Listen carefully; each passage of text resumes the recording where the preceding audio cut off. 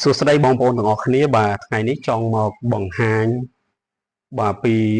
របៀបបាទដោះលេខកូដក៏ដូចជា Google Account នៅលើ Oppo A54 បាទអញ្ចឹងថ្ងៃនេះខ្ញុំសូមបង្ហាញជូនឲ្យបងប្អូនមួយចំនួនក៏បងប្អូនចេះហើយបងប្អូនអត់ទាន់ចេះទេបងប្អូនអាចធ្វើវិធីនេះបានដោយមិនចាំបាច់ទៅជាងចំណាយអស់ថវិកានោះទេគឺយើងប្រើកម្មវិធីប្រើធ្វើតាមរបៀបនេះដើម្បីដោះដោយខ្លួនឯងបាទអញ្ចឹងបងប្អូនចូលមើលទាំងអស់គ្នាបាទអញ្ចឹងយើងត្រូវពេលដែលយើងច្រឡំដៃ reset អី Oppo វាតែងតែជាប់រាល់ password ឬក៏ Google account ហ្នឹងអញ្ចឹងបងប្អូនអាចចូលធ្វើរបៀបនេះជាមួយនឹងខ្ញុំបាទអញ្ចឹងជាដំបូងយើងចូលទៅបើក Wi-Fi ឬក៏យើងប្រើតាម SIM អញ្ចឹងប្រកាសថា SIM របស់យើងត្រូវតែមានអ៊ីនធឺណិតឥឡូវនេះខ្ញុំធ្វើតាម Wi-Fi អញ្ចឹងខ្ញុំចូលទៅបើក Wi-Fi សិនបាទអញ្ចឹងបងប្អូនចុចបន្ទាប់មកនិចបន្តទៅមុខមកបងប្អូនឃើញព្រោះអីខ្ញុំដាក់ Wi-Fi អញ្ចឹងខ្ញុំអាចប្រើ Wi-Fi បាទអញ្ចឹងខ្ញុំវាយ password Wi-Fi សិន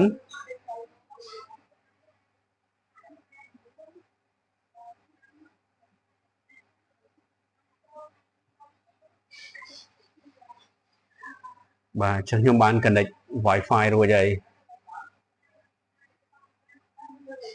បាទបន្ទាប់មកយើងត្រឡប់មកក្រោយវិញមក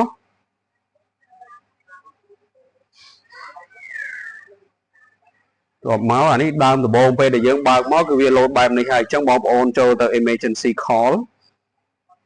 បន្ទាប់មកបងប្អូនវាយផ្កាយត្រង់ជ្រូក899ត្រង់ជ្រូកវាលោតឲ្យកន្លែងដូចជាមនុយតេស្តមកហើយអញ្ចឹងបងប្អូនយកពាក្យថាបាទមនុយតេស្តមកបន្ទាប់មកបងប្អូនចូលទៅពាក្យបាទអូសមកខាងនេះមកចូលពាក្យថាកាមេរ៉ារួចបងប្អូនចូលកាមេរ៉ាតេស្តបាទអញ្ចឹងវាឡើងមកបែបនេះគឺវាដល់កន្លែងយើងថតរូបអញ្ចឹងបងប្អូនអាចថតរូបមួយមកបាទថតរូបមួយមកហើយបន្ទាប់មកចុចទៅលើរូបថត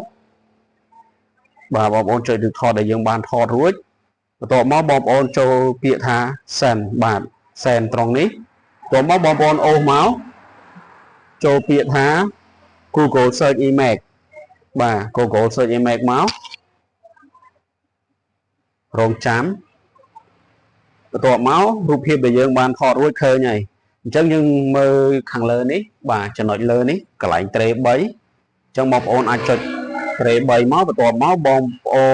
នចូល privacy policy បាទកណ្ដាលអញ្ចឹងរងចាំបាទបន្ទាប់មកបងប្អូនចុចកន្លែងសញ្ញាចុចក្របនេះ4ជ្រុងនេះប្រឡោះកណ្ដាលនេះចុចវាមកបន្ទាប់មកបងប្អូនយកពាក្យថា search រួចបងប្អូនវាយបាទវាយមក VN OM ហើយបងប្អូន search មកក៏មកបងឃើញ website មួយនេះហើយអញ្ចឹងបងប្អូនចូលទៅ website នៅខាងលើគេនេះមកហើយយើងអូសវាមករកពាក្យថា setting បាទត្រង់ចំណុចនេះកន្លែងខ្ញុំដាក់ដៃនេះបាទ setting បាទឥឡូវយើងចូលទៅដល់ setting របស់ទូរស័ព្ទហើយបើវាមិនទាន់រួចរាល់ទេអញ្ចឹងបងប្អូនតាមបន្តទៀតក៏មកបងប្អូនចូល home screen and lock screen បន្ទាប់មកទៀតបងប្អូនចូល home screen layout បាទឥឡូវវាបានចូលដល់កម្មវិធីដែលយើងចុចប្រើប្រាស់ហើយប៉ុន្តែប្រើអត់ទាន់កើតទេត្រង់ចំណុចនេះណាបងប្អូនប្រើអត់ទាន់បានទេពេលកាលណាយើងចូលដល់ចំណុចនេះហើយពេលកាលណាយើងបិទបើកម៉ាស៊ីនគឺវាត្រឡប់ទៅជាប់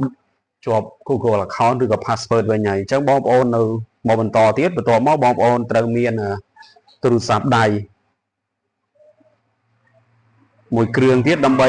clone កម្មវិធីអញ្ចឹងបងប្អូនរកមើលទៅរកពាក្យថារាល់ទូរស័ព្ទ Oppo វាតែងតែមានកម្មវិធី clone នៅទីហ្នឹងអញ្ចឹងណាបងប្អូនបាទអញ្ចឹងបងប្អូនឃើញហើយយើងរកពាក្យ clone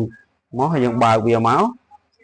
បាទបើវាមកហើយបងប្អូនត្រូវចាំថាបងប្អូនត្រូវមានទូរស័ព្ទដៃមួយគ្រឿងទៀតដើម្បីក្លូនវា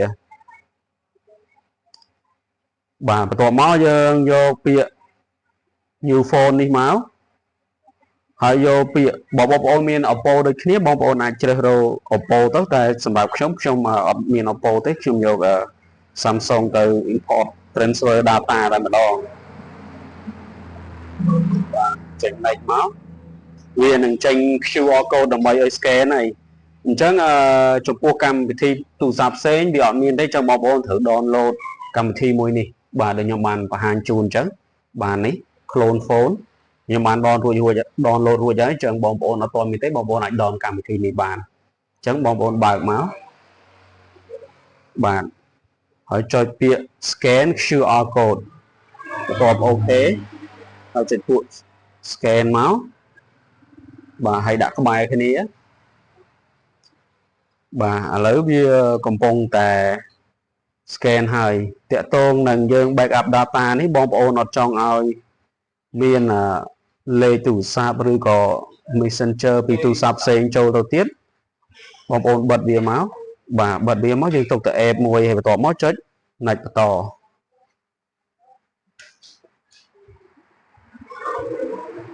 បាទ next បន្ត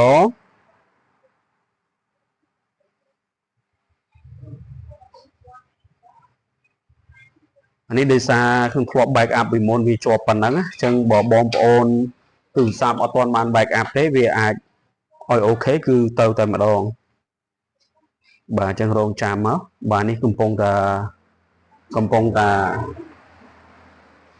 transfer ទៅហើយអញ្ចឹងបងប្អូនរងចាំបាទ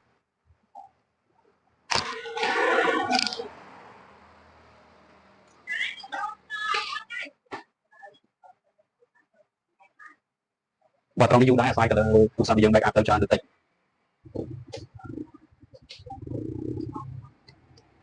បាទនេះកំពុងតែ transfer ហើយអញ្ចឹងអាច 100% គឺវារួចរាល់ហើយ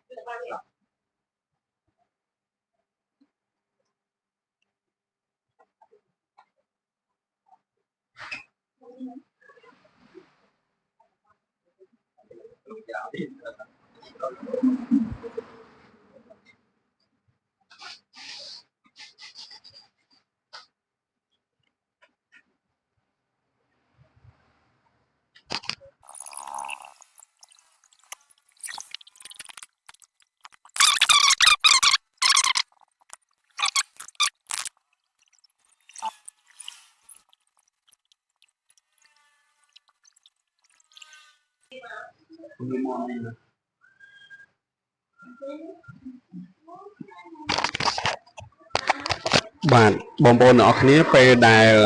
វាដើរចប់គឺវាលោតបែបនេះអញ្ចឹងបងប្អូនចុចពាក្យ down មក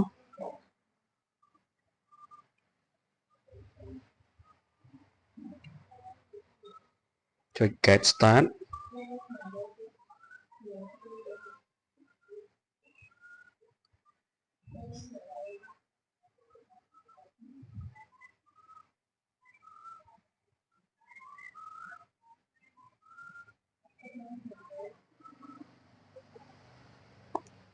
បាទរួចរាល់ហើយអញ្ចឹងយើងដោះរួចរាល់ហើយទាំង Google account ទាំង password គឺជោគជ័យបាទសូមអរគុណបងប្អូនទាំងអស់គ្នាដែលចំណាយពេលវេលាដែលមានតម្លៃហើយសូមជួយ subscribe channel YouTube របស់ខ្ញុំបាទម្នាក់មួយផងបាទសូមអរគុណជួបគ្នានៅវីដេអូក្រោយទៀត